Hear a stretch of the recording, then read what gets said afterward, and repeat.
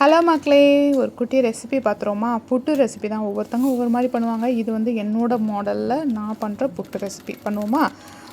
இது வந்து ரெடிமேட் புட்டு பவுடர் தான். இது அரிசி மாவு இல்லை. ஸோ அதனால் ரெடிமேட் புட்டு வாங்கினா இது தான் வாங்குவேன். இது தான் ரொம்ப சாஃப்டாக சூப்பராக இருக்கும் சாப்பிட்றதுக்கு.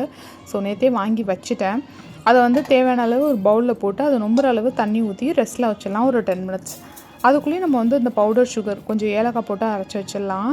நான் சுகர் யூஸ் பண்ணுறேன், வேணும்னா நாட்டு சக்கரை கூட யூஸ் பண்ணிக்கலாம். அப்புறம் தேங்காய் திருவுறது, நம்ம எப்போதும் தேங்காய் திருவ மாட்டோம், கட் பண்ணி மிக்ஸியில் தான் அடிப்போம். ஸோ அதே மாதிரி பல்ஸ் மோடில் எடுத்து வச்சுருக்கேன். ஸோ எல்லாம் ரெடியாக வச்சாச்சு. அதுக்கப்புறம் 10 மினிட்ஸ் கழித்து அந்த மாவை எடுத்து தொட்டு பார்த்தோன்னா, ஐயோ செம்மையாக இருக்குங்க. அது அப்படியே விளாடலாம் போல் இருக்கும், அப்படியே பஃபியாக இருக்கும், நல்லா வெந்த மாதிரியே தான் இருக்கும்.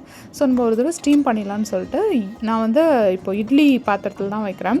ஸோ ஈர துணி போட்டுட்டு மாவு தேங்காய்னு நம்ம இருக்கிற ஐட்டம்ஸ் ஃபுல்லாக நுப்பி அந்த துணியை ஃபுல்லாக கவர் பண்ணி ஸ்டீம் பண்ணிடுறோம். ஒரு 5 to 7 மினிட்ஸ் போதும். வச்சுட்டு நல்லா ஸ்டீம் பண்ணி எடுத்துக்கலாம்.